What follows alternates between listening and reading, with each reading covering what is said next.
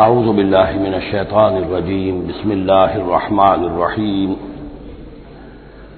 وما قدر اللہ حق قدرہ اذ قالوا ما انزل اللہ علی بشر من شیء قل من انزل الكتاب الذي جاء به موسى نورا وهدى للناس تجعلونه قراطيس تبدونها وتخفون كثيرا وعلمتم ما لم تعلموا انتم ولا آباؤكم قل الله ثم ذرهم في خوضهم يلعبون وهذا كتاب انزلناه مبارك مصدق الذي بين يديه ولتنذر القرى ومن حولها والذين يؤمنون بالآخرة يؤمنون به وهم على صلاتهم يحافظون صدق الله العظيم۔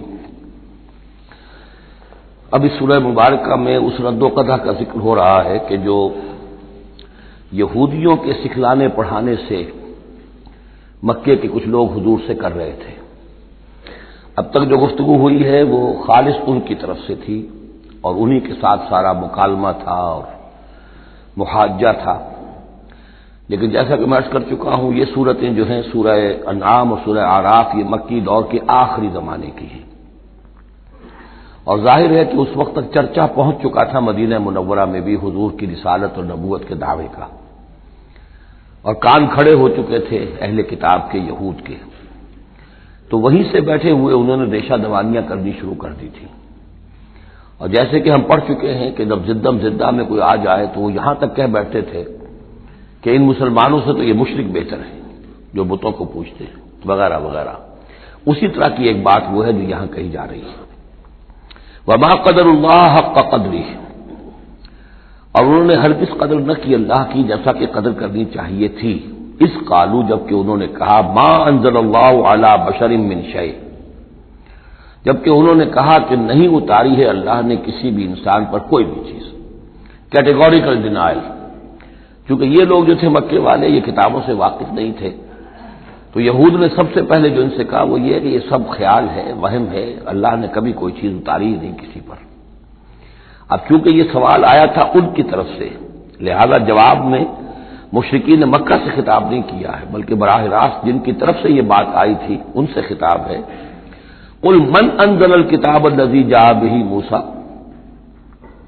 ان سے پوچھئے کہ پھر کس نے اتاری تھی وہ کتاب جو موسیٰ لے کر آئے تھے؟ کیا وہ من گھڑت تھی موسیٰ کی، اپنے ہاتھ سے لکھی ہوئی تھی؟ اگر اللہ نے کبھی کچھ نہیں اتارا تو من انزل الکتاب الذی جاء بہ موسیٰ نورا وہدی للناس، کہ جو نور بھی تھی اس کے اندر نور بھی تھا، وہ خود روشن تھی اور لوگوں کے لیے رہنمائی تھی۔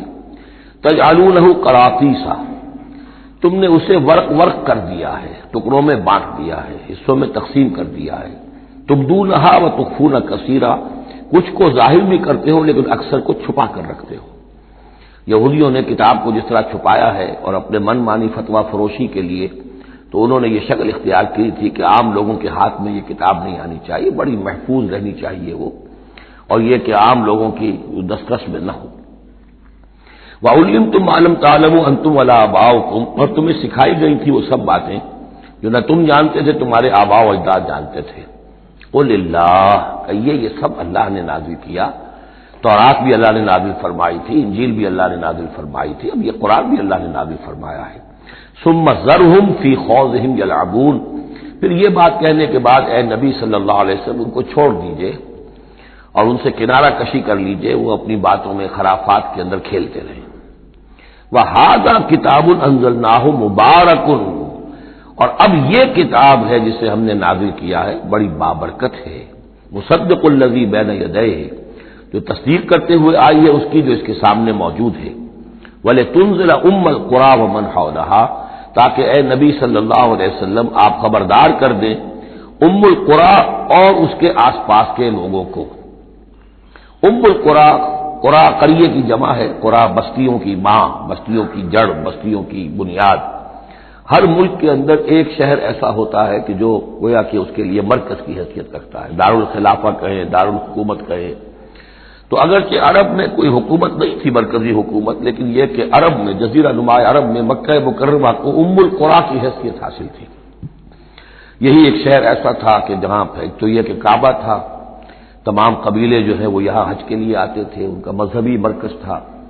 پھر یہ کہ جو قریش کو خاص طور پر ایسٹ ویسٹ ٹریڈ کے اندر جو خاص مونوپولی حاصل ہو گئی تھی، اور وہ بھی اسی کعبے کی برکت کی وجہ سے، اس کی وجہ سے پیسے کی ریل پیل بھی تھی، قافلے آتے تھے جاتے تھے، یہیں سے ہو کر جو یمن سے قافلے چلتے تھے مکے سے ہو کر شام کو جاتے تھے، شام سے آتے تھے مکے سے ہو کر پھر یمن کو جاتے تھے. یہ القریٰ ہے.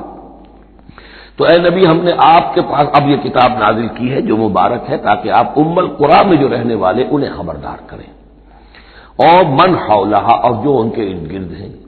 اب یہ من حولہا کا معاملہ یہ ہے کہ اس کا تو دائرہ بڑھتا چلا جائے گا، اس لیے کہ ایک ماحول امیڈیٹ ہے، ایک ذرا اور فاصلے پر ہے، ایک اور فاصلے پر ہے. اور ویسے یہ ہے کہ دنیا کا نقشہ اگر ہم دیکھیں کہ جو بھی پرانے بر اعظم تین تھے، ایشیا، یورپ اور افریقہ، باقی یہ کہ امریکہ بھی بہت دیر کے بعد جا کر جو دریافت ہوا ہے، آسٹریلیا اور انٹارکٹیکا جو ہے، تو یہ اصل میں ناف معلوم ہوتی ہے ان تین بر اعظموں کی. تینوں بر اعظم جہاں پر جڑ رہے ہوتے ہیں، تقریباً یہ علاقہ ہے جسے ہم مڈل ایسٹ کہتے ہیں. یہ مڈل ایسٹ تو اس کے لیے مس نومر ہے، صحیح لفظ نہیں ہے، لیکن یہ ضرور ہے کہ یہ نقطہ اتصال ہے جہاں یورپ مل رہا ہے، ایشیا مل رہا ہے، افریقہ مل رہا ہے، اور اس جنکشن پر یہ جزیرہ نماء عرب واقع ہے. لہٰذا یہ اس اعتبار سے پوری دنیا کے لیے بھی ایک مرکز کی حیثیت رکھتا ہے. تو من حولہا میں پھیلتے چلے جائیں گے تو پورا قرہ ارضی بھی آ جائے گا. والذین یؤمنون بالآخرۃ یؤمنون بہ، اور وہ لوگ جو آخرت پر ایمان رکھتے ہیں، یعنی یہ کہ ان لوگوں میں سے بھی، مشرکین میں سے بھی، ایک تو وہ جو سرے سے منکر ہیں بعث بعد الموت کے، لیکن جن کے ذہن میں کچھ بھی تصور ہے کہ نہیں ہے، اب یہ اٹھنا ہے، جواب دہی ہے، تو پھر یہ ہے کہ وہ اس پر ایمان لے آئیں گے. وہم علی صلاتہم یحافظون، اور وہ اپنی نمازوں کی حفاظت کرنے والے ہیں. اس میں اشارہ ہو رہا ہے کہ لوگ ایمان لے آئے ہیں، آخر مکے ہی میں سے تھے نا تمام صحابہ کرام مہاجرین. ومن اظلم ممن افترى علی اللہ کذبا، اس سے بڑھ کر ظالم کون ہوگا جس نے اللہ پر کوئی بات گھڑ کر منسوب کر دی، نمبر ایک. اور نمبر دو، او قال اوحی الی ولم یوحى الی شیء، اسی طرح اس شخص سے بڑھ کر ظالم کون ہوگا جو یہ کہے کہ مجھ پر وحی کی گئی ہے جبکہ اس پر کوئی وحی نہ کی گئی ہو. یعنی یہ دونوں باتیں برابر کے گناہ ہیں شناعت کے اعتبار سے.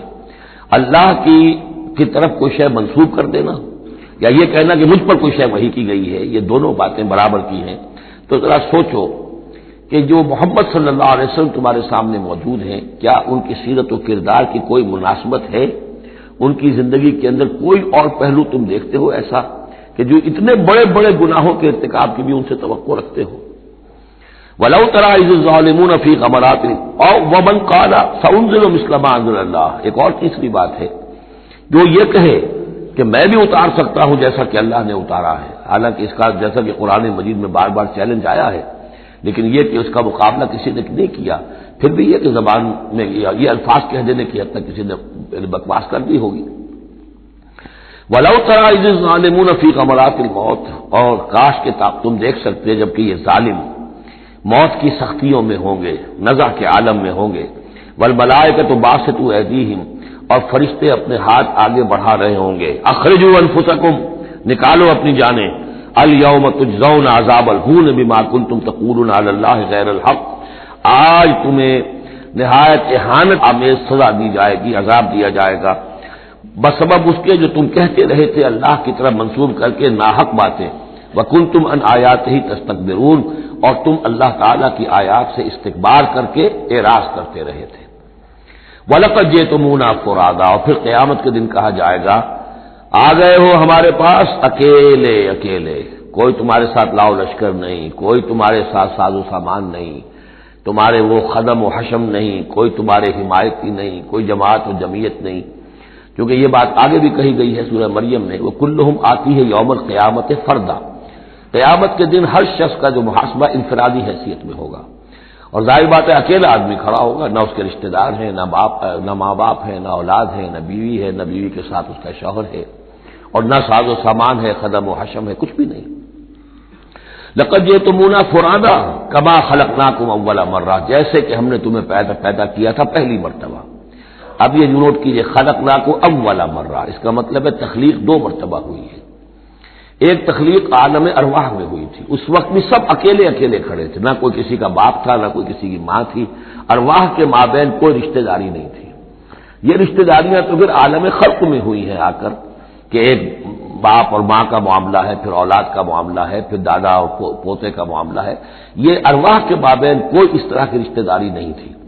تو جیسے کہ ہم نے تمہیں پیدا کیا تھا پہلی مرتبہ کہ تمام انسان وہاں موجود تھے، فرق صرف یہ ہے کہ قیامت کے دن جب ہم کھڑے ہوں گے تو ہمیں ایک جسم بھی اور دیا جائے گا، لیکن جس وقت ہم تھے اللہ تعالیٰ کے پاس اس وقت عالم ارواح میں، اور جب ہم سے عہد لیا گیا تھا الست بربکم قالوا بلی، تو مجرد ارواح تھی، اس وقت کوئی جسم نہیں تھا۔ لیکن یہ کہ وہ جو اس کے اندر مشابہت ہے کہ جیسے اس وقت بھی حضرت آدم سے لے کر ان کی نسل کے آخری انسان تک جو دنیا میں ہوگا قیامت تک، وہ سب کے سب ان کی ارواح موجود تھیں، اسی طریقے سے قیامت کے دن بھی یہ سب کے سب کھڑے ہوں گے۔ وَتَرَكْتُم مَّا خَوَّلْنَاكُمْ، اور تم چھوڑ آئے ہو اپنے پیچھے جن چیزوں میں کہ ہم نے تمہیں لپیٹ دیا تھا۔ یہ اصل میں کیا ہے؟ میری ایک انا ہے، میری ایک روح ہے، وہ میرے جسم میں لپٹی ہوئی ہے۔ پہلا غلاف تو یہ جسم ہے، پھر اس غلاف کے اوپر کپڑوں کا غلاف ہے، کپڑوں کے اوپر پھر مکان کا غلاف ہے۔ ہم غلاف در غلاف جو ہے ہماری جو اصل حقیقت ہے، وہ جو اصل نفس الامری ہے ہماری روح، وہ در حقیقت ان غلافوں میں لپٹی ہوئی ہے۔ تو جو بھی غلاف ہم نے تم پر چڑھا دیے تھے وہ سب چھوڑ آئے ہو، وراء ظہورکم، اپنے پیچھے۔ وما نرى معكم شفعاءكم الذين زعمتم انهم فيكم شركاء، اور ہم دیکھ نہیں رہے تمہارے ساتھ کہ تمہارے وہ سفارشی نہیں آئے جن کے بارے میں تمہیں گھمنڈ ہو گیا تھا کہ وہ تمہارے معاملے میں شریک ہیں، سفارش کریں گے، تمہیں بچا لیں گے، چھڑا لیں گے ہمارے محاسبے سے، ہماری پکڑ سے۔ لقد تقطع بینکم، اب تمہارے مابین سارے رشتے ٹوٹ چکے، یعنی چاہے انہوں نے حضرت مسیح کو سمجھا ہو شفاعت کرنے والا، تو مسیح بھی اعلان برات کریں گے کہ میرا تم سے کوئی تعلق نہیں ہے، میں کوئی تمہاری شفاعت نہیں کر سکتا۔ کسی نے شیخ عبد القادر جیلانی کو سمجھا ہو تو وہ بھی اعلان برات کریں گے۔ باقی موہوم جو ہے لات عزا منات، وہ کس بلا کا نام ہے یہ تو ہم جانتے ہی نہیں، لیکن جن کو اولیاء اللہ کو، انبیاء کو یا ملائکہ کو اگر سمجھا گیا تھا تو وہ بھی قد تقطع بینہم، وہ سارے رشتے جو ہیں وہ کٹ جائیں گے۔ قد تقطع بینکم وضل عنکم ما کنتم تزعمون، اور اب سب ہوا ہو گئی ہیں، وہ چیزیں گم ہو گئی ہیں، تم سے جاتی رہی جن کا کہ تم ذوق کیا کرتے تھے، جن کے سہارے پر تم حرام خوریاں کر رہے تھے۔ ان اللہ فالق الحب والنوا، یقیناً اللہ ہی ہے کہ جو دانے اور گٹھلی کو پھاڑتا ہے۔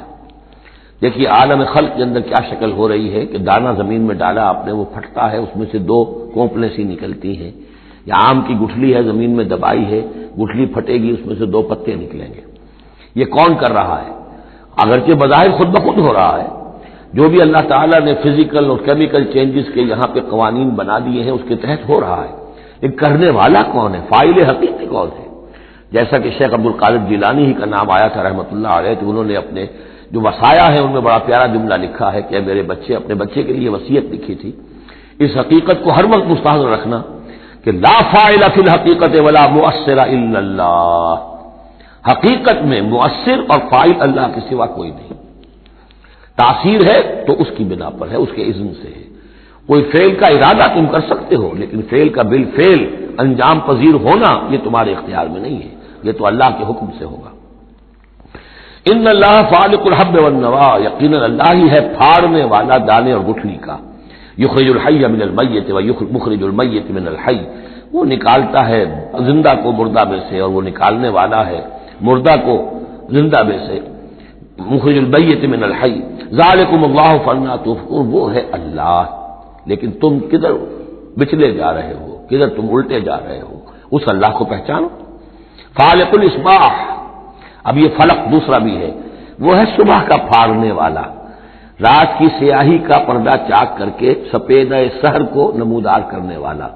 یہ بھی خود بخود ہو رہا ہے، زمین کی گردش ہے، جو بھی ہے اس کے تحت ہو رہا ہے، لیکن یہ بھی یہ نہ سمجھے کہ یہ بھی اللہ تعالیٰ کے تصرف کے بغیر اور اس کی تدبیر کے بغیر ہے، بلکہ یہی ہوگا فالق الاصباح، صبح کی روشنی کا پھاڑنے والا۔ وجعل اللیل سکنا والشمس والقمر حسبانا، اب دیکھیے یہ ہے وہ آلاء اللہ جن کے حوالے سے اللہ کی عظمت، اللہ کی صفات، اللہ کی قدرت، ان سب چیزوں کو نمایاں کیا جا رہا ہے۔ التذکیر بآلاء اللہ۔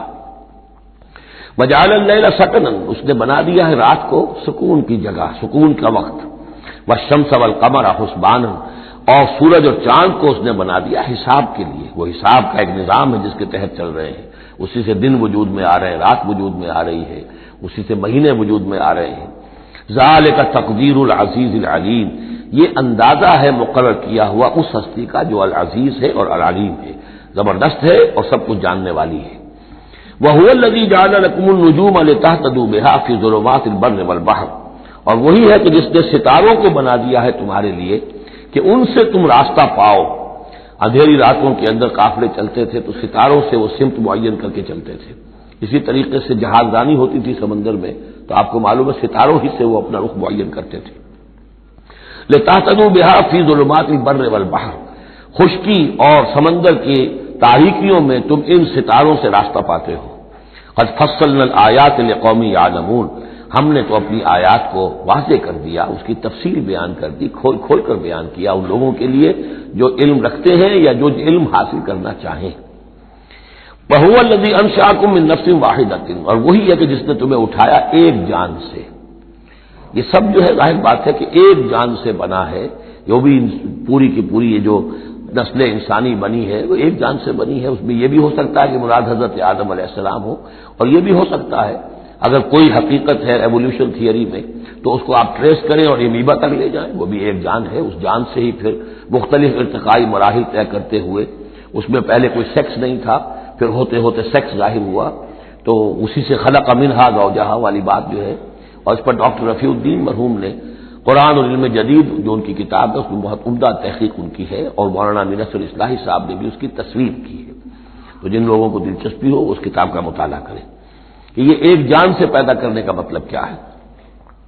فمستقر ومستودع، اس نے بنایا تمہیں ایک جان سے، لیکن پھر یہ کہ تمہارے لیے ایک تو مستقل ٹھکانہ ہے اور ایک ہے کچھ دیر کے لیے امانت کے طور پر رکھے جانے کی جگہ۔ اب یہ مستقر کیا ہے، مستودع کیا ہے، اس پر 3 قول ہیں مفسرین کے۔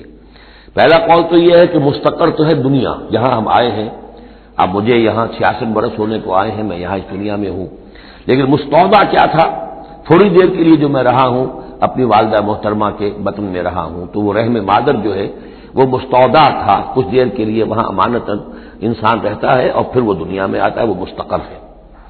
دوسری رائے یہ ہے کہ مستقر تو آخرت ہے اور قبر ہے مستودع، قبر میں رکھا جاتا ہے انسان کو، اور یہ گویا کہ عالم برزخ جو ہے یہ عارضی ودیت کرنے کی جگہ ہے، عارضی طور پر امانتاً رکھنے کی جگہ ہے، پھر جانا ہے۔ مستقر جو ہے وہ آخرت ہے۔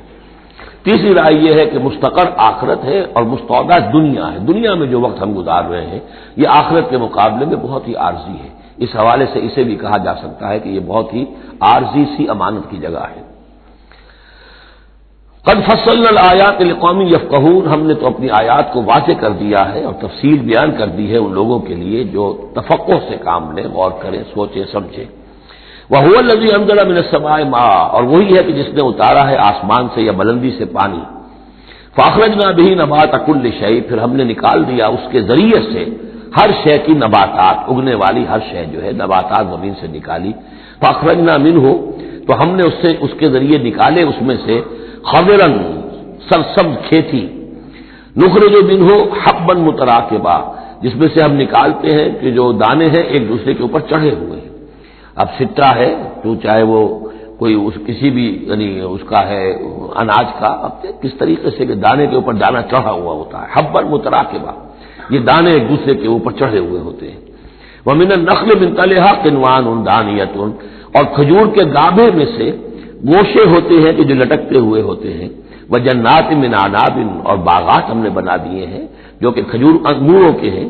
والزیتون، اور زیتون، والرمان، اور انار، مشتبہا وغیر متشابہ، ایسے بھی جو ایک دوسرے سے ملتے جلتے ہیں رنگ میں، روپ میں، شکل میں، اور ایسے بھی ہیں کہ جن میں کچھ فرق ہے۔ انظروا الی ثمرہ اذا اثمر، ذرا غور سے دیکھا کرو اس کے ثمر کو جبکہ وہ پکتا ہے، کیسا تدریجاً اس کے اندر، ابھی بڑا کچا پھل ہے، پھر اس کے اندر وہ پکنے کا عمل اس طرح تدریجاً ہو رہا ہے۔ انظروا الی ثمرہ، ان ثمرات کو دیکھا کرو، اذا اثمر، جبکہ وہ پکتے ہیں، پھل لاتے ہیں، وینعہ، اور اس کے پکنے کو بھی دیکھو، اذا انع، یہ گویا کہ یہاں محذوف ہوگا، وینعہ اذا انع، انظروا الی ثمرہ اذا اثمر، دیکھو اس کے پھل لانے کو جبکہ وہ پھل لائے، وینعہ اذا انع، اور اس کے پکنے کو دیکھو کس طرح تدریجاً وہ پکتا ہے۔ ان فی ذالکم لآیات لقوم یؤمنون، یقیناً اس میں ہے نشانیاں ان لوگوں کے لیے جو ایمان لانا چاہیں یا جو ایمان رکھتے ہو۔ جن کے پاس تھوڑا ایمان ہے ان آیات پر غور کریں گے، ایمان بڑھ جائے گا، ایمان میں اضافہ ہوگا، زادتہم ایمانا، اور جن کے دلوں میں طلب ہدایت ہے انہیں انہی نشانیوں سے ایمان کی دولت نصیب ہو جائے گی۔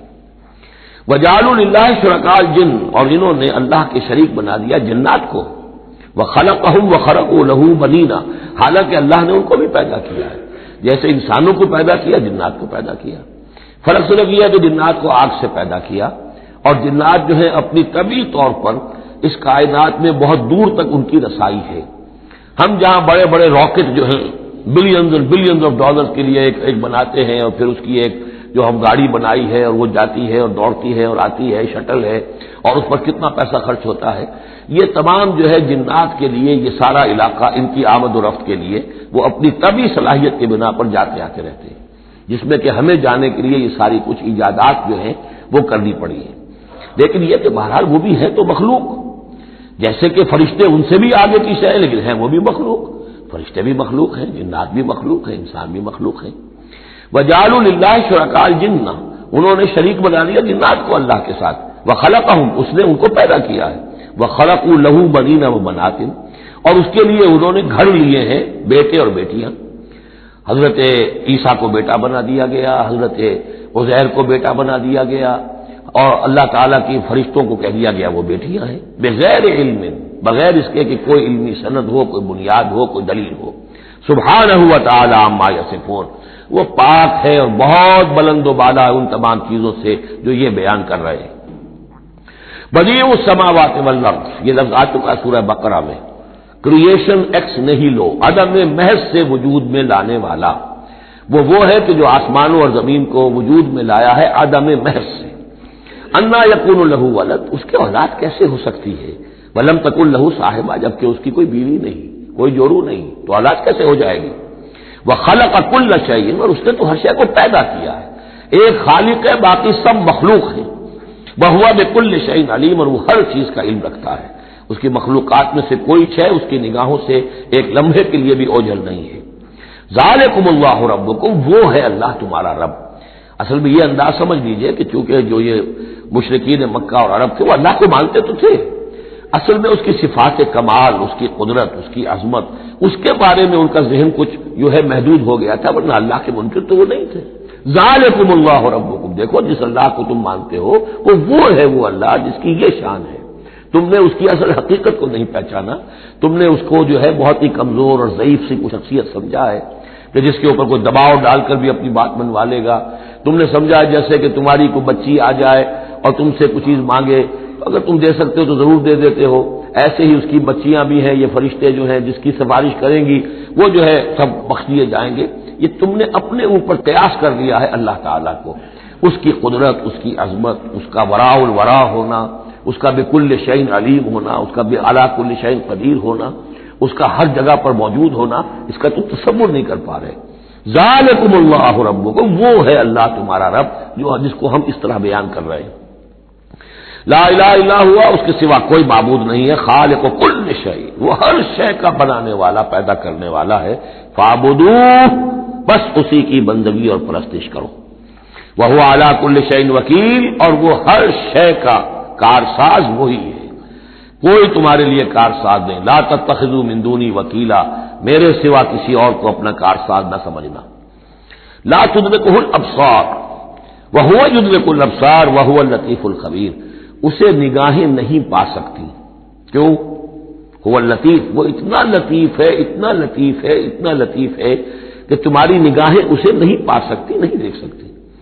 لا تدرکہ الابصار وہو یدرک الابصار، وہ تمہاری نگاہوں کو پا لیتا ہے، جو اس لیے کہ وہ خبیر ہے، وہ باخبر ہے۔ تو لطیف اور خبیر کے جو دو یہاں اسماء آئے ہیں وہ در حقیقت اس نوعیت سے کہ وہ تو اتنی لطیف ہستی ہے۔ چنانچہ شب معراج میں بھی آیا حضور نے اللہ کو دیکھا یا نہیں دیکھا، اس میں کچھ اختلاف ہے۔ حضرت علی کی رائے یہ ہے کہ دیکھا، حضور نے اللہ کو دیکھا، لیکن حضرت عمر اور حضرت عائشہ رضی اللہ تعالی عنہ ان کی رائے یہ ہے کہ نہیں، اور حضرت عائشہ کا قول یہ ہے نور انا یرا، تو نور ہے، اسے دیکھا کیسے جائے گا؟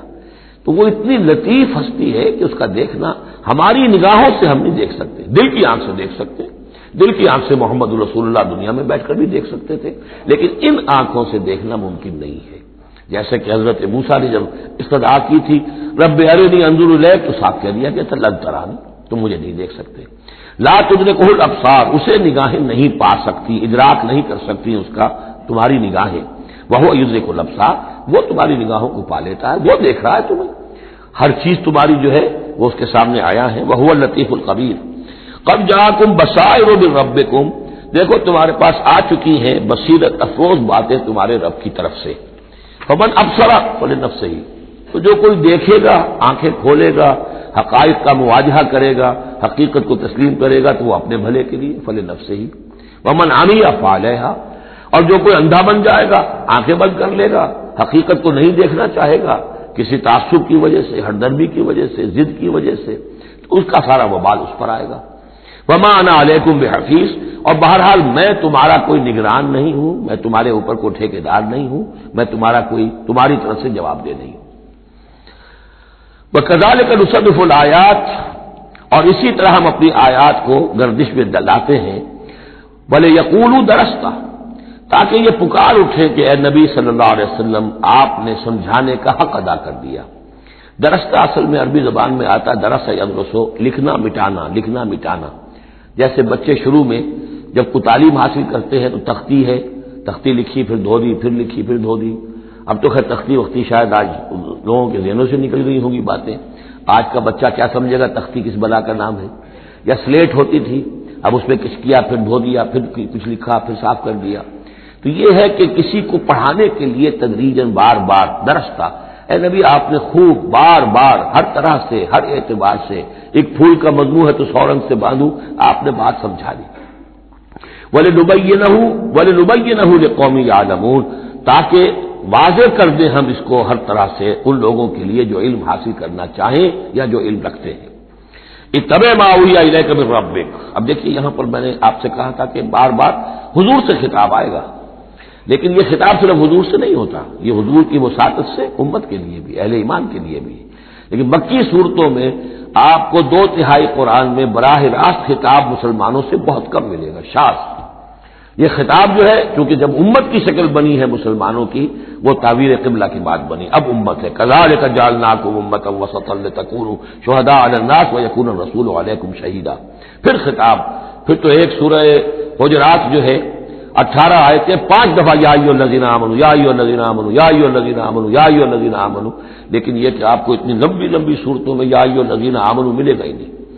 اہل ایمان سے بھی جو کہا جا رہا ہے وہ حضور سے واحد کے صیغے میں، اتبع ما اوحی الیک من ربک، پیروی کرو اس کی جو وحی کیا جا رہا ہے آپ کی طرف، آپ کے رب کی طرف سے، اور یہ صرف حضور کو نہیں، سب کے لیے، لا الہ الا ہوا، اس کے سوا کوئی معبود نہیں، وَأَعْرِضْ عَنِ الْمُشْرِکِینَ، اور ان مشرکوں سے ذرا کنارہ کشی کیجیے، ذرا اپنا چہرہ ان کی طرف سے آپ پھیر لیجئے، زیادہ ان کے حال پر توجہ نہ دیجیے۔ وَلَوْ شَاءَ اللَّهُ مَا أَشْرَكُوا، اگر اللہ چاہتا تو شرک نہ کرتے، اگر اللہ کو جبری اختیار کرنا ہوتا اپنا اور بالجبر ان کو ایمان پر لانا ہوتا تو سب کو ایمان پر لے آتا۔ وَمَا جَعَلْنَاكَ عَلَيْهِمْ حَفِيظًا، اور دیکھیے اے نبی ہم نے آپ کو ان پر داروغہ، نگران، ذمہ دار، ٹھیکیدار نہیں بنایا ہے، آپ کا کام ہے حق کو واضح کر دینا، انذر بہی، ذکر بہی، بشر بہی، اس قرآن کے ذریعے بشارت دیتے رہیے، قرآن کے ذریعے خبردار کرتے رہیے، قرآن کے ذریعے تذکیر کرتے رہیے، آپ کا کام یہ ہے۔ فذکر انما انت مذکر لست علیہم بمسیطر، یاد دہانی کرائیے، اس لیے کہ آپ یاد دہانی کرانے والے ہیں، آپ ان کے اوپر داروغہ نہیں ہیں۔ وما انت علیہم بوکیل ولا تسبوا الذین یدعون من دون اللہ فیسبوا اللہ عدوا بغیر علم، اب یہاں مسلمانوں سے خطاب ہے، لیکن دیکھیے یا ایھا الذین آمنوا نہیں، یہ خاص ہے قرآن کے اسلوب کو سمجھنے کے لیے۔ اور مت گالیاں دو ان کو، برا بھلا کہو ان کو جن کو یہ پکارتے ہیں اللہ کے سوا، یعنی کوئی جوشیلا نوجوان مسلمانوں میں سے اور وہ گالیاں دینی شروع کر دے لات اور عزا اور منات کو، کیا ہے یہ، کچھ نہیں ہے، ان کی کوئی حیثیت نہیں ہے، تو یہ ساری چیزیں ٹھیک نہیں ہیں۔ ان کے وہ محترم انہوں نے جو بھی گھڑے ہوئے ہیں، ان کے ذہنوں میں ان کی عظمت ہے، ان کی عقیدت ہے، خامخواہ وہ جوش میں آ کے، غصے میں آ کے اب اللہ کو گالیاں دینے لگیں گے، تو اس سے یہ کہ خامخواہ اس طرح کا اشتعال آمیز انداز اختیار نہ کرو۔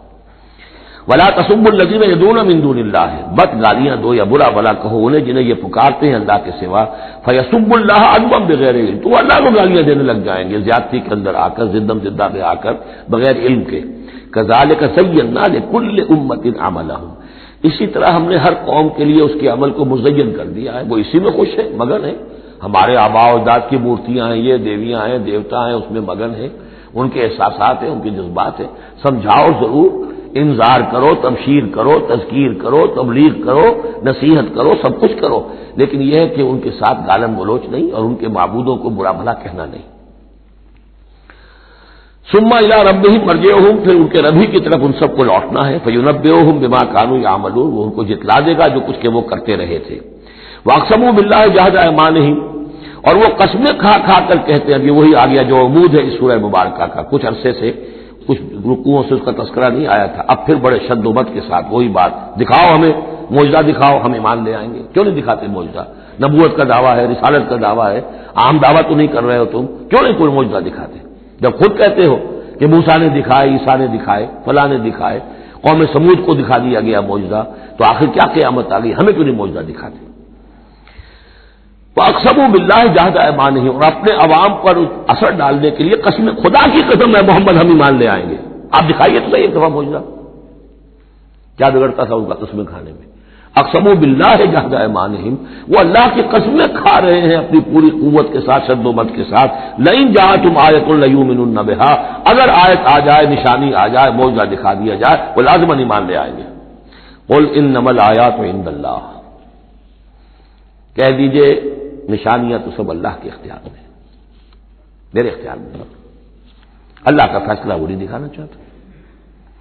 اب اس میں جو اثر پڑ سکتا تھا اہل ایمان پر، اس کا جواب ہے آگے. وما یشعرکم، اے مسلمانوں تمہیں کیا پتا ہے، انہا اذا جاءت لا یؤمنون، جب وہ نشانی آ جائے گی تب بھی یہ نہیں مانیں گے، لیکن ان کی مہلت ختم ہو جائے گی، پھر وہ عذاب فوری طور پر آ جائے گا.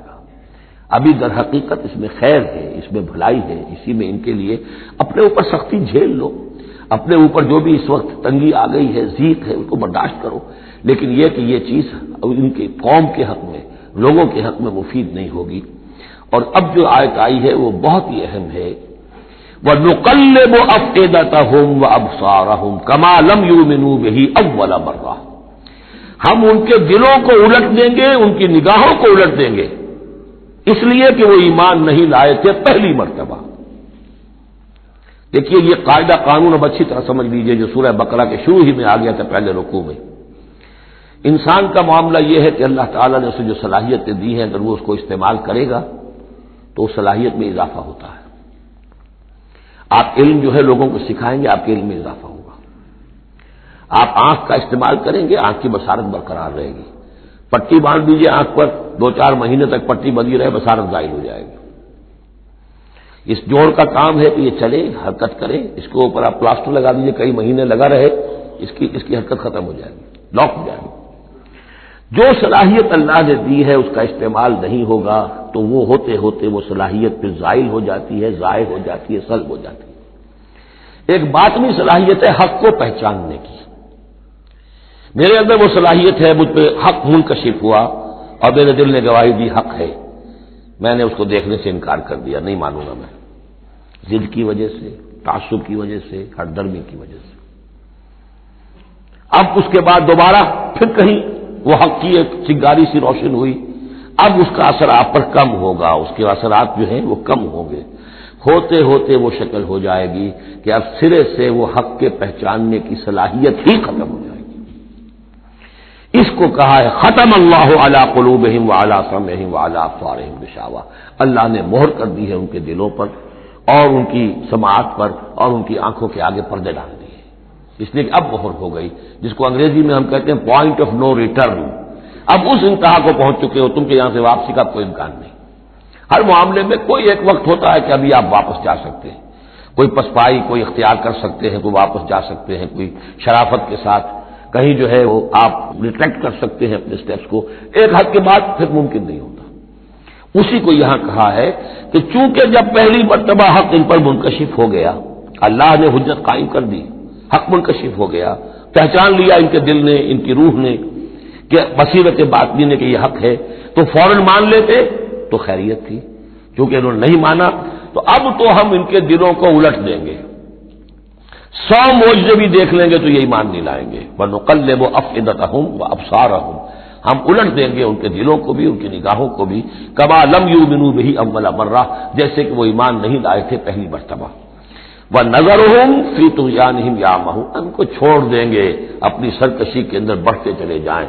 یہی وہ لفظ آ گیا جو شروع میں سورہ بقرہ کے آ چکا ہے، باطنی اندھاپا جو ہے، ایک ہے عین میم یہ آنکھوں کا اندھا ہو جانا، ایک ہے عین میم ہے دل کا اندھا ہو جانا، ہم چھوڑ دیں گے یہ باطنی جو ان کی ذہنی، نفسیاتی اور اخلاقی جو ان کی گمراہیاں ہیں اور جو اندھیارے ہیں ان میں بھٹکتے ہوئے چھوڑ دیں گے۔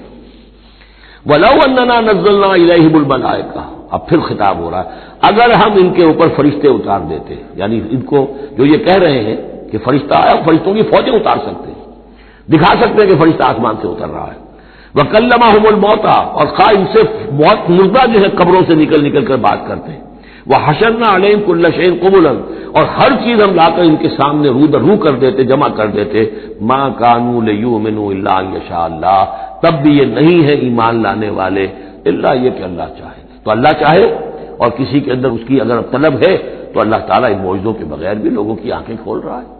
جو ایمان لائے ہیں وہ معجزے دیکھ کر تو نہیں لائے، وہ طالب حق تھے، انہیں حق جو ہے مل گیا۔ وَلَٰكِنَّ أَكْثَرَهُمْ يَجْهَلُونَ، لیکن ان کی اکثریت جو ہے وہ جاہلوں پر مشتمل ہے، اور جاہل سے مراد جذباتی لوگ جو عقل سے کام نہیں لیتے بلکہ اپنے جذبات کے اندر کے اعلی کار بن جاتے ہیں۔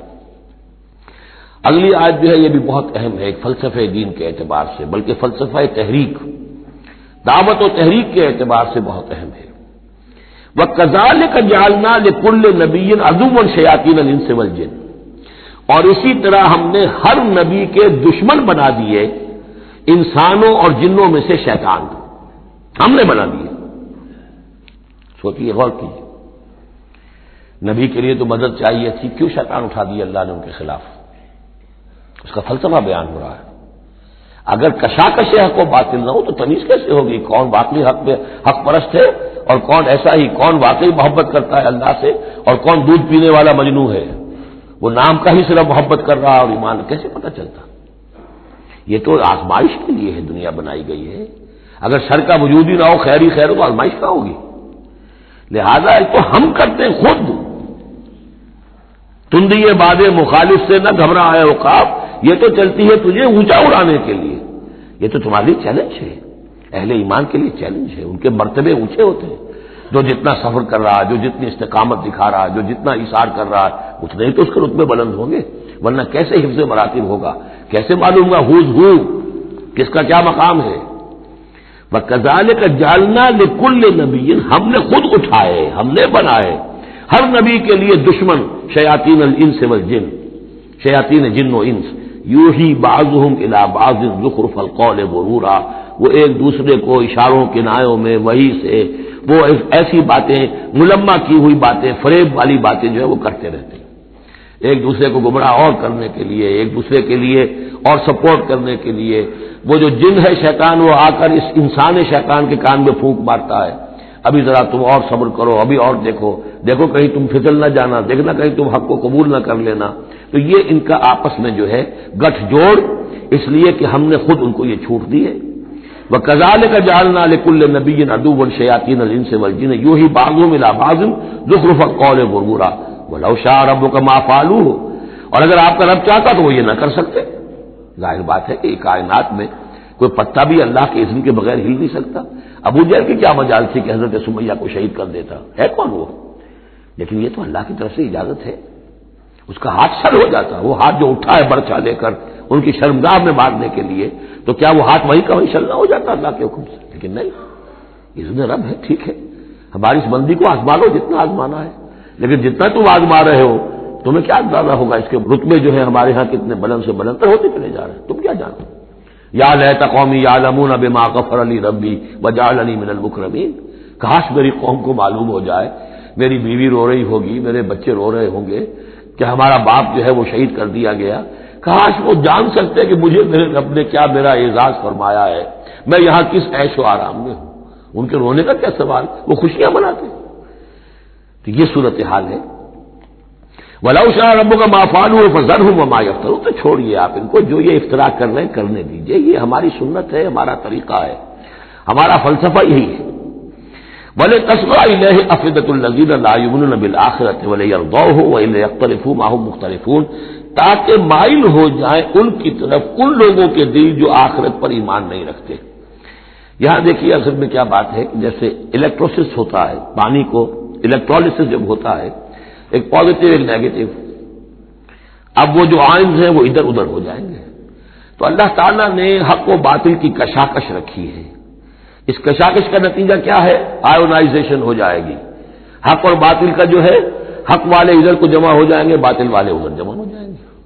اور اس کے لیے جو ہے یہ اس معاشرے کے اندر، انسانی معاشرے کے اندر یہ تقسیم، یہ تمییز، جیسے کہ ہم سورہ آل عمران میں پڑھ چکے ہیں، حتی یمیز الخبیث من الطیب، یہ خبیث اور طیب جو ہے گڈبڈ ہوئے ہیں، یہ آزمائشیں آتی ہیں، تکلیفیں آتی ہیں، امتحانات آتے ہیں، تو خبیث علیحدہ اور طیب علیحدہ، منافق علیحدہ، صاحب ایمان علیحدہ۔ تو فرمایا لِتَصْغَىٰ إِلَيْهِ أَفْئِدَةُ الَّذِينَ لَا يُؤْمِنُونَ بِالْآخِرَةِ، تاکہ ان کی طرف، ان شیاطین جن و انس کی جو باتیں ہیں پھیلائی ہوئی، ان کی طرف متوجہ ہو جائیں، مائل ہو جائیں ان لوگوں کے دل جو آخرت پر ایمان نہیں رکھتے، وَلِيَرْضَوْهُ، اور تاکہ وہ اس کو پسند بھی کریں، اور پھر وہ جو بھی اپنے برے اعمال کا جو انبار جمع کرنا چاہتے ہیں جمع کر لیں، وَلِيَقْتَرِفُوا مَا هُمْ مُقْتَرِفُونَ أَفَغَيْرَ اللَّهِ أَبْتَغِي حَكَمًا، پھر وہی سوال اسی طرح میں نے کہا تھا، سرچنگ کوسچن، کیا تم چاہتے ہو میں اللہ کے سوا کسی کو حکم بناؤں اپنا؟ اب پس منظر میں وہ ہے کہ اللہ کو مانتے تھے، تم کیا چاہتے ہو؟ جسے تم مانتے ہو، میں نے تو اس کو اپنا رب بنایا ہے، بس باقی جو تم نے گھر لیے ہیں اس کے لیے کوئی سند ہو تو پیش کر لو، تو میں کسی اور کو ماننے کو تیار نہیں۔ ایک جگہ آیا ہے، قُلْ إِنْ كَانَ لِلرَّحْمَٰنِ وَلَدٌ فَأَنَا أَوَّلُ الْعَابِدِينَ، اگر اللہ کا کوئی بیٹا ہوتا سب سے پہلے میں پوچھتا اس کو، جب میں اللہ کو پوچھتا ہوں، اس کی پرستش کرتا ہوں، تو اللہ کے بیٹا ہوتا تو میں کیوں نہ پوچھتا اس کو؟ نہیں ہے اللہ کا بیٹا۔ یہ ہے در حقیقت قرآن مجید کا انداز سمجھانے کا، بڑا فطری، اس میں منطق کم اور جذبات سے اپیل ہے، درون بینی، انٹراسپیکشن کی طرف دعوت ہے، اپنے دل میں جھانکو، ذرا غور کرو، اپنے گریبان میں منہ ڈالو، سوچو، غور کرو، تمہیں خود یہ حقیقتیں جو ہے نظر آ جائیں گی۔ أَفَغَيْرَ اللَّهِ أَبْتَغِي حَكَمًا، تو کیا میں اللہ کے سوا کسی اور کو اپنا منصف اور حکم بنا لوں؟ وَهُوَ الَّذِي أَنزَلَ إِلَيْكُمُ الْكِتَابَ مُفَصَّلًا، جبکہ وہ تو وہ ہے کہ جس نے تمہاری طرف ایک بڑی مفصل کتاب نازل کر دی ہے، کتنی واضح کتاب نازل کر دی ہے۔ وَالَّذِينَ آتَيْنَاهُمُ الْكِتَابَ يَعْلَمُونَ أَنَّهُ مُنَزَّلٌ مِّن رَّبِّكَ، اور جنہیں ہم نے کتاب دی تھی پہلے، وہ جانتے ہیں، دلوں میں جانتے ہیں، زبان سے مانے یا نہ مانے، کہ یہ منزل ہے، یہ نازل کی گئی ہے من ربک، آپ کے رب کی طرف سے ہے نبی، بالحق، حق کے ساتھ، فلا تکونن من الممترین، تو ہرگز نہ ہو جانا شک کرنے والوں میں۔ وتمت کلمۃ ربک صدقا وعدلا، اور آپ کے رب کی بات تو سچائی اور عدل پر مبنی ہونے کے اعتبار سے درجہ تمام و کمال کو پہنچ چکی ہے۔ تمت کلمۃ ربک، تیرے رب کی بات پوری ہو چکی، مکمل ہو چکی۔ الیوم اکملت لکم دینکم واتممت علیکم نعمتی وتمت کلمۃ ربک صدقا وعدلا، اس کی ہر بات صداقت پر اور ہر بات اس کی عدل پر مبنی ہے، اور اس اعتبار سے وہ نقطۂ کمال کو پہنچ چکی ہے۔ لا مبدل لکلماتہ، اس کی باتوں کا کوئی بدلنے والا نہیں۔ وہو السمیع العلیم، وہ سب کچھ سننے والا اور جاننے والا ہے۔ وَإِن تُطِعْ أَكْثَرَ مَنْ فِي الْأَرْضِ يُضِلُّوكَ عَنْ سَبِيلِ اللَّهِ، اور اگر تم پیروی کرو گے زمین میں بسنے والوں کی اکثریت کی، تو وہ تو تمہیں اللہ کے راستے سے لازماً گمراہ کر دے گی۔ یہ بڑی اہم آیت ہے قرآن مجید کی جدید جمہوری نظام کی نفی کے لیے۔ جمہوریت ایک طرز حکومت ہے کہ جس میں بندوں کو گنا کرتے ہیں، تولا نہیں کرتے۔ قرآن کہہ رہا ہے زمین کی اکثریت جو ہے، اگر تو فیصلہ کن یہی بات ہے اکثریت کدھر اقلیت کدھر، تو اکثریت تو دنیا میں ہمیشہ باطل پرستوں کی رہی ہے۔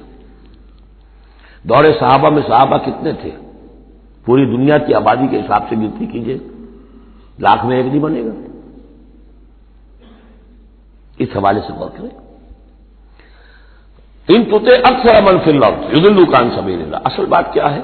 ہاں ایک جگہ اکثریت آ سکتی ہے، موٹی موٹی باتیں جو دین کی ہیں وہ تو اس بنیاد پر مانی جائیں گی کہ اللہ اس کے رسول نے یہ فرمایا ہے، یہ لینڈ مارکس ہے۔ اس کے اندر اندر مباحات کے درمیان فیصلہ اکثریت کی بنیاد پر کر لیا جائے۔ شراب حرام ہے وہ تو سرو نہیں کی جا سکتی. آپ کے ہاں کوئی دعوت ہونی ہے, کوئی تقریب ہے, اب اس میں سوچ رہے ہیں کہ کیا سرو کیا جائے, بھائی شراب تو حرام ہے, اللہ اور اس کے رسول کا حکم ہے, وہ تو سرو نہیں ہو سکتی. اب یہ کہ شربت جو ہے روح افزا سرو کیا جائے یا 7 اپ یا اسپرائٹ سرو کیا جائے, یہ مباحات میں سے یا اکثریت کا فیصلہ کر لیجیے, کوئی بات نہیں, جو اکثریت کی رائے ہو. لیکن ایبسولوٹ اتھارٹی اکثریت کے پاس, ساورنٹی اکثریت کے پاس, انا للہ و انا الیہ راجعون. وَإِن تُطِعْ أَكْثَرَ مَن فِي الْأَرْضِ يُضِلُّوكَ عَن سَبِيلِ اللَّهِ. ساورنٹی اللہ کے پاس رہے گی, اس کا حکم اپنی جگہ پر. باقی مباحات کے دائرے میں آپ اکثریت کی رائے پر بھی چل سکتے ہیں. إِن يَتَّبِعُونَ إِلَّا الظَّنَّ, یہ نہیں پیروی کر رہے مگر صرف ظن و تخمین کی, اٹکل پچوں کی. وَإِنْ هُمْ إِلَّا يَخْرُصُونَ, اور یہ نہیں کچھ کر رہے سوائے اس کے کہ کچھ اندازے انہوں نے مقرر کیے ہیں. إِنَّ رَبَّكَ هُوَ أَعْلَمُ بِمَن يَضِلُّ عَن سَبِيلِهِ, آپ کا رب خوب واقف ہے ان سے کہ جو اس کے راستے سے بھٹک چکے ہیں. وَهُوَ أَعْلَمُ بِالْمُهْتَدِينَ, اور وہ خوب واقف ہے ان سے بھی جو ہدایت کی راہ پر ہیں. فَكُلُوا مِمَّا ذُكِرَ اسْمُ اللَّهِ عَلَيْهِ إِن كُنتُم بِآيَاتِهِ مُؤْمِنُونَ, تو کھاؤ ان چیزوں میں سے جن پر اللہ کا نام لیا گیا ہے اگر تم اس کی آیات پر ایمان رکھتے ہو. یہ پھر وہی جو عرب کے اندر مشرکوں میں جو جاہلی تصورات تھے, توہمات تھے, تو ان کو پھر رد کرنے کے لیے, بلکہ پھر نہیں کہنا چاہیے, یہ تو مکی صورتیں ہیں, یہ کام تو ہو چکا تھا. باقی یہ کہ وہ تو جو بھی آخری پھر ٹچز تھے وہ سورہ مائدہ وغیرہ میں دیے گئے. وَمَا لَكُمْ أَلَّا تَأْكُلُوا مِمَّا ذُكِرَ اسْمُ اللَّهِ عَلَيْهِ, یہ تم نے جو بنا لی ہے چیزیں, اب ان کے اوپر چاہے وہ حام اور صائبہ اور یہ وسیلہ اور یہ وہ کوئی شے اللہ نے مقرر نہیں کی ہے, ان کو ذبح کرو. حلال جانور ہے, اونٹ ہے, کچھ اور ہے, اس کو حلال کر سکتے ہو, اللہ کا نام لو کھاؤ. وَمَا لَكُمْ أَلَّا تَأْكُلُوا مِمَّا ذُكِرَ اسْمُ اللَّهِ عَلَيْهِ وَقَدْ فَصَّلَ لَكُم مَّا حَرَّمَ عَلَيْكُمْ, جبکہ اللہ تعالیٰ تفصیل بیان کر چکا ہے تمہارے لیے وہ ان چیزوں کی جو حرام کی گئی ہیں. یہ سورۃ النحل کے اندر بھی یہ مضمون چونکہ آیا تھا, وہ آگے چل کر پڑھیں گے 14ویں پارے میں, لہذا وہ سورت اس سے پہلے نازل ہوئی ہے, لہذا فرمایا جا رہا ہے کہ وہ تمہارے اوپر اس کی تفصیل پہلے بیان کی جا چکی ہے. الا ما اضطررتم الیہ, اس میں بھی تمہارے لیے گنجائش ہے کہ اگر اضطرار ہے, جان پر بنی ہوئی ہے, بھوک سے جان نکل رہی ہے, تو ان حرام چیزوں میں سے بھی کچھ کھا کر جان بچائی جا سکتی ہے. وَإِنَّ كَثِيرًا لَيُضِلُّونَ بِأَهْوَائِهِمْ بِغَيْرِ عِلْمٍ, اور اکثر لوگ جو ہے وہ بغیر کسی تحقیق کے, بغیر علم کے, اپنی خواہشات کی بنا پر لوگوں کو گمراہ کرتے پھرتے ہیں. ان ربک هو اعلم بالمعتدین, اور یقیناً تیرا رب خوب جانتا ہے ان حد سے تجاوز کرنے والوں کو. وَذَرُوا ظَاهِرَ الْإِثْمِ وَبَاطِنَهُ, اور چھوڑ دو, تعلق منقطع کر لو ہر طرح کے گناہ سے, چاہے وہ کھلا ہو یا چھپا ہو. ان الذين يكسبون الاثم, یقیناً جو لوگ گناہ کماتے ہیں, سيجزون بما كانوا يقترفون, تو انہیں یقیناً بدلہ ملے گا اس کا جو وہ جمع کر رہے ہیں, جو کھتے بھر رہے ہیں برائیوں کے اور برے اعمال کے, ان کا پورا بدلہ ملے گا. ولا تاكلوا مما لم يذكر اسم الله عليه, اور مت کھاؤ اس میں سے جس پر اللہ کا نام نہ لیا گیا ہو. یہ اصل میں ایک خاص چیز ہے جو آگے آئے گی آیت نمبر 138 میں, کہ ان کے اسی قسم کے توہمات میں سے بعض جانوروں پر وہ کہتے تھے اللہ کا نام لینا ہی نہیں ہے, اس کا خاص طور پر تذکرہ ہے, یہ عام نہیں ہے یہ آیت. ولا تاكلوا مما لم يذكر اسم الله عليه, مت کھاؤ اس میں سے کہ جس پر اللہ کا نام نہیں لیا جاتا. وَإِنَّهُ لَفِسْقٌ, یقیناً وہ جو ہے وہ تو گناہ ہے اس کا کھانا. وَإِنَّ الشَّيَاطِينَ لَيُوحُونَ إِلَىٰ أَوْلِيَائِهِمْ لِيُجَادِلُوكُمْ, اور یہ شیاطین جو ہے یہ اپنے دوستوں اور اپنے ساتھیوں کو وحی کرتے رہتے ہیں, پٹی پڑھاتے رہتے ہیں, وسوسہ اندازی کرتے رہتے ہیں تاکہ وہ تم سے جھگڑا کریں. وَإِنْ أَطَعْتُمُوهُمْ إِنَّكُمْ لَمُشْرِكُونَ, اگر تم ان کا کہنا مانو گے تو تم بھی مشرک ہو جاؤ گے. اب ایک بڑی پیاری بات وہ کہتے تھے, آپ کو بھی اچھی لگے گی, دیکھو جو اللہ نے مارا ہے خود مر گیا, وہ تو تم نے حرام کر دیا, جو خود مارتے ہو وہ حلال ہو گیا. بات اچھی لگے گی نا. جیسے انما البیع مثل الربا, بیع بھی تو ربا کی طرح ہے, اس میں بھی نفع ہوتا ہے, اس میں بھی نفع ہوتا ہے. 10 لاکھ کسی کو دیے 4,000 روپے ماہانہ لے رہے ہیں, جائز ہے. 10 لاکھ کا مکان کسی کو کرائے پر دیا 4,000 روپے ماہانہ لے رہے ہیں, جائز. یہ جائز ہے اور وہ ناجائز اگر نقد لے رہے ہیں. تو یہ جو اشکالات ہوتے ہیں بظاہر جو ہیں بڑے دل نشین, تو اسی طریقے سے یہ کہ اللہ کا مارا ہوا ہے, یہ اللہ نے مارا, یہ مر گیا اپنی موت, اس اللہ نے مارا, یہ تو حرام ہے. اور تم جسے مارو جسے ذبح کرو وہ حلال ہے. اب یہ بات جو ہے, لیکن یہ کہ تم یہ مجادلہ کریں گے تم سے, یہ دلیل بازی کریں گے, یہ تمہارے سامنے جو ہے اس طرح کی حرکتیں کریں گے, لیکن تم چھوڑو انہیں, دفع کرو.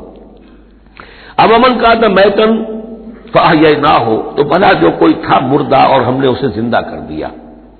اس سے مراد ہے حیات معنوی اور موت معنوی. ایک شخص جو اللہ سے واقف نہیں ہے، صرف دنیا کا بندہ بنا ہوا ہے، تو وہ در حقیقت ایک انسانیت اس کی مردہ ہے. وہ حیوان کی حیثیت سے جو زندہ ہے، بحیثیت انسان وہ مردہ ہے. پھر اللہ نے اسے ہدایت دی، اس کو ایمان کی نام، اب وہ زندہ ہوا. اب امن کانا میتن فاحییناہ وجعلنا لہ نورا، اور پھر ہم اس کو نور بنا دے دیتے ہیں. اب وہ اللہ کی کتاب اس کے سامنے ہے، یمشی بہ فی الناس، اب اس کو لے کر وہ چل رہا ہے لوگوں کے مابین. کمم مثلہ فی الظلمات، کیا وہ شخص ان کی طرح ہو جائے گا کہ جو اندھیروں میں بھٹک رہا ہو، لیس بخارج منہا، اور اس سے وہ نکلنے والا ہے ہی نہیں. کذالک زین للکافرین ما کانوا یعملون، اس طرح مزین کر دیا گیا، کھبا دیا گیا ان کافروں کے لیے جو کچھ کہ یہ کر رہے ہیں. یعنی اس میں ہی مگن ہے وہ. لیکن ایک وہ شخص تھا جس کو پہلے ہوش نہیں تھا، توجہ نہیں تھی. حضرت عمر ہے رضی اللہ تعالیٰ عنہ، 6 سال لگ گئے. حضرت حمزہ ہے 6 سال لگ گئے، 6 سال میں ایمان لا رہے ہیں. لیکن پھر یہ ہے کہ اللہ نے ہدایت دے دی. اس کے بعد یہ ہے کہ وہ نور قرآن مجید بھی موجود ہے. اب چل رہے ہیں، آگے بڑھ رہے ہیں، سرفروشیاں کر رہے ہیں. اب ایک وہ ہے جو بھٹکتے ہی رہے ساری عمر اور اسی اندھیاروں کے اندر ہی جانے دے گئے. وَكَذَلِكَ جَعَلْنَا فِي كُلِّ قَرْيَةٍ أَكَابِرَ مُجْرِمِيهَا، اسی طرح ہم نے ہر بستی میں بڑے بڑے مجرم کھڑے کیے، لِيَمْكُرُوا فِيهَا، تاکہ وہ اس کو خوب چالیں چلیں. وہی بات، شیاطین الانس والجن کو ہم نے اٹھایا. اسی طرح ہر بستی کے اندر جو سردار اور بڑے وہاں کے چودھری ہوتے ہیں، ہم ان کو چھوٹ دیتے ہیں کہ وہ کھڑے ہوں اور روکیں لوگوں کو، اور لوگوں کو ستائیں، اور لوگوں سے امتحان لیں، لوگوں کو آزمائش میں ڈالیں، چالیں چلیں، تاکہ جو صاحب جوہر ہیں ان کے جوہر کھلیں، ان کے اور نکھریں، ان کے اندر کی صلاحیتیں جو ہے وہ اور اجاگر ہوں. اکابر مجرمیہا لیمکروا فیہا، تاکہ خوب چالیں چلیں. وما یمکرون الا بانفسہم، حالانکہ وہ نہیں مکر کر رہے مگر اپنی جانوں پر. سارا وبال تو اپنے اوپر لے لیں گے بالآخر. بظاہر جو کچھ کر رہے ہیں وہ، لیکن یہ کہ اس کا جب نتیجہ ان کے سامنے آئے گا، جو سمیہ اور یاسر کے ساتھ کیا ابو جہل نے رضی اللہ تعالیٰ عنہما، جب وہ حقیقت سامنے آئے گی تب آنکھ کھلے گی. جب آنکھ کھلی گل کی تو موسم تھا خزاں کا. الا بانفسہم وما یشعرون، لیکن انہیں اس کا شعور نہیں ہے.